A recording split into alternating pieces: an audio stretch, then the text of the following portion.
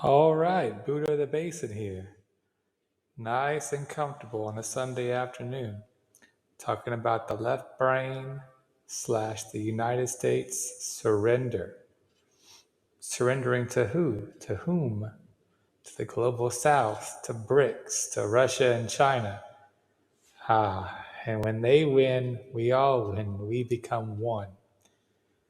Now, when I say the left brain, I mean the left hemisphere of your brain. I mean the autobiographical self, the author, so to speak, of our consciousness, at least as we like to perceive it.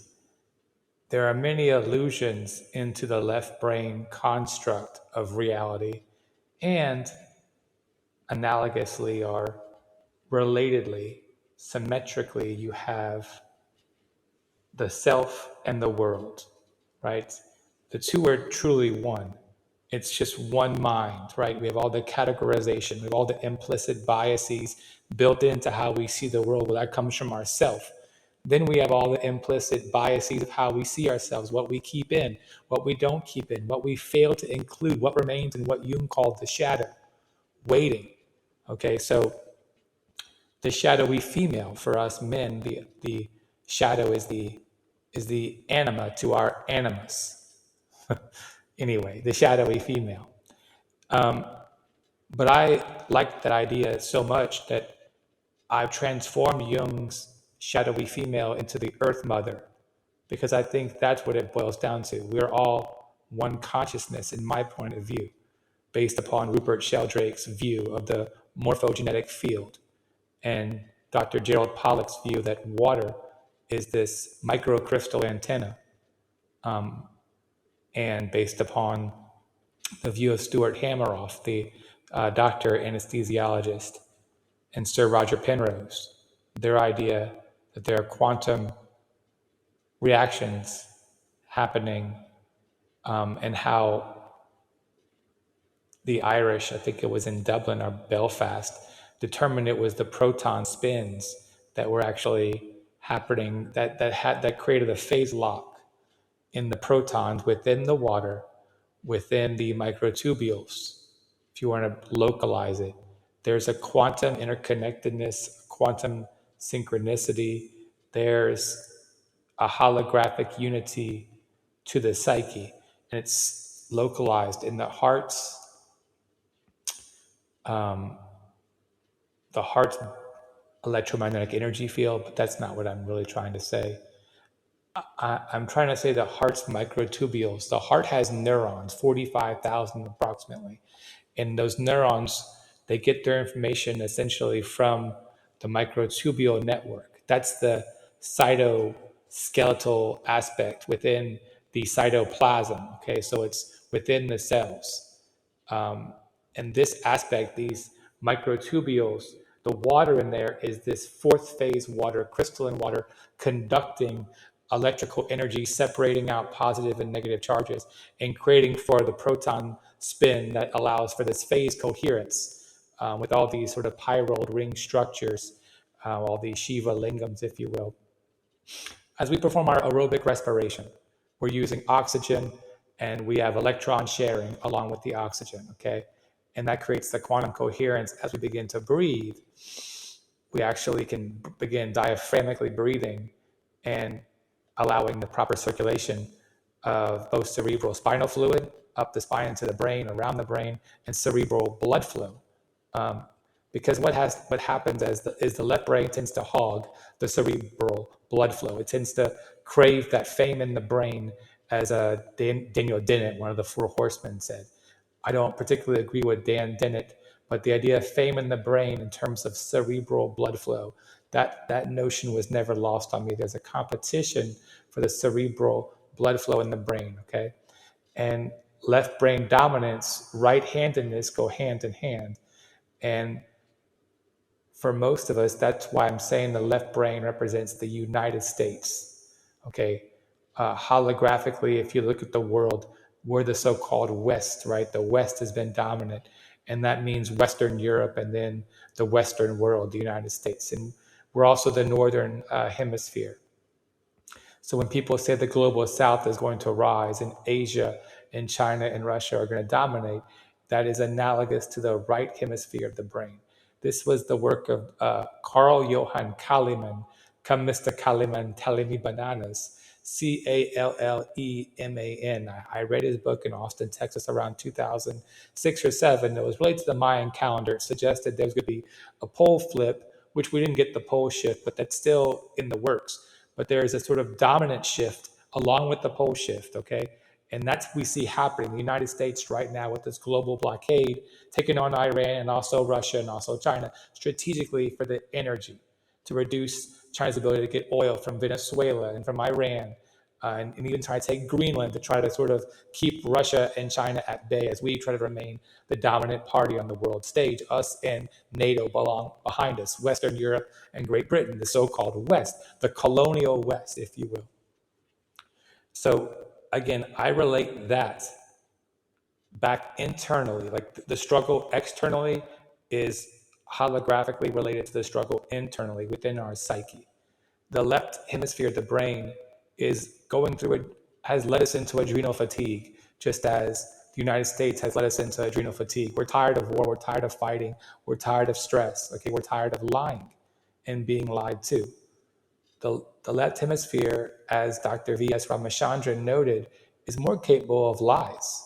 You can lie to yourself and lie to others. It keeps information in the dark. It protects not the body, because it has no connection to the body. It protects the autobiographical version of reality. It sort of protects the illusion, what we think is our real self. There's no self there. Like Buddha said, it can be blown out. What you really have is the feelings of what you might say me, as then you have the I and the me. The me is mostly nonverbal, but the me feels everything. Well, that's what I'm arguing. We go back to the left side of the being, the left side. Look through your left eye. Feel your left hand and your left foot, just to gain balance. That's the mother aspect. That would also be the witness aspect to your consciousness. It's typically just silent. And we're often find excuses to not remain there. Like the left hemisphere does not like being in the passenger seat, not the driver's seat. But if you want peace and tranquility, you have to move your consciousness over from the left hemisphere to the right hemisphere. It has to cross the corpus callosum, and instead of using Wernicke's area, which is a deep language processing area of the left hemisphere, you have to use Brodmann's area in the right hemisphere. And that's how you'll catch your fish. Jesus said, move the nets to the right side. And, the right side being the right hemisphere of the brain. If you see the whole world differently, the world comes alive. It's no longer just a simulation, an artificial creation. No, it's a living consciousness with feelings. Everything has feelings. Everything has a field that we all share. We share the Earth's electromagnetic energy field and the Schumann resonance, this living biosphere. And when you get there, you're closer to your heart and those heart neurons. And those heart neurons in your spinal cord are making decisions before your left hemisphere's sequential linear processor has even considered what's happening. You already react and make decisions. You can be intuitive and telepathic long before the left hemisphere gets to the door. I mean, if the left hemisphere, the brain, as he's not a sir, as Dr. Ian McGilchrist, he should be a sir Ian McGilchrist, who's a psychiatrist. He's told us from his books, The Master and the Emissary, that the left hemisphere of the brain should be the emissary. It should not be the master. It's less connected to the feelings of the body. It's less connected to the neuromuscular system of the body. You can't connect to your sphincter muscle with the left hemisphere of the brain. When, it sounds silly. It sounds simple. It's what you're thinking. Love can walk through fire without blinking. The right hemisphere of the brain has those deep neuromuscular connections to the pelvic floor, which is what you need to relax. You have to relax the pelvic floor. That's the Buddha of the basin, the sacrum, the sacral bone, that sacred bone, and that sacral chakra complex where you can begin to store that positive chi energy, the dantian, as you begin to attract up not just the cerebral spinal fluid up the spine, but also positive ions as this fourth phase of water enters your consciousness, as you begin to create the oxytocin in your brain, this sense of bonding with the other, and this dopamine that comes from this desire to further bond, and the approach of another entity, which is really, it's just the living consciousness of the Earth Mother, one might say. It's just how you approach the all in one, which is as the planet is our Earth Mother. And then to see the Earth Mother in everything on the earth, it's religious, it's a philosophical viewpoint, it's ahimsa, right? Non-violence, everything is conscious. They're not all conscious at the same wavelength of light and the same time period. Like a tree's consciousness is probably quite different than ours, but the tree roots, they tend to protect their young down there at the root level. There is an awareness in everything. It's at a much longer wavelength. So to us, it just seems to be living, but not conscious. But we're just at this much shorter wavelength of consciousness. Our conscious moments happen and dissolve faster than other entities' moments of consciousness, because we are on this fever pitch. We're the ones about to graduate to the fourth density where we become telepathic again. We've tasted the separation and the false sense of being a one individual. And it's painful. That's what the Buddha tried to tell us. It's painful to remain attached to this false sense of selfhood in that left hemisphere of the brain, the sense that we're a separate country, separate from the earth. Now, I'm a human being separate from the earth. That's where our pain comes in. We're all connected to the earth. We share the common destiny of the other human beings and the planet. That's a much more peaceful and abiding way to proceed in your life. And from there, you are much closer to the alpha state, the alpha brainwave. And that's really where you have to begin. You have to let go of the high beta brainwave that is really a cortisol-based, stressed out complex, trying to process too much information at once. The left hemisphere cannot process all that information anyway. It can't be the dominant hemisphere for life, because it doesn't have enough visual spatial ways to do it. It can't borrow enough from your vision in order to orient the information. It has to use language. It has to put things into syntax, to go from left to right or up and down and organize and categorize. And you become overheated and you get angry as your system heats up, because it just takes too much energy. You have to open too many windows, so to speak, to actually do it. Meanwhile, you have an intuitive, emotional, sort of holographic processor in the right hemisphere, the left side, that's much more integrated to your body and the heart. And the heart has the energy field that's far bigger than what the brain can produce, and it allows you to really be in touch with your feelings.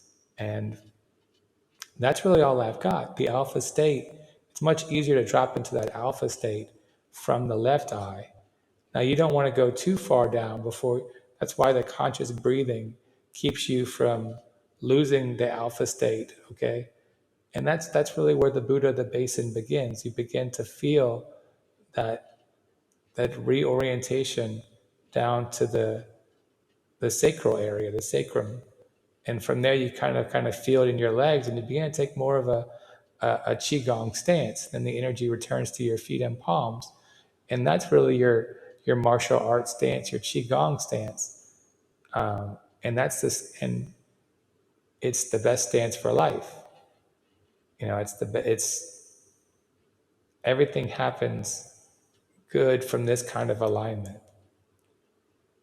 And Om Shanti Om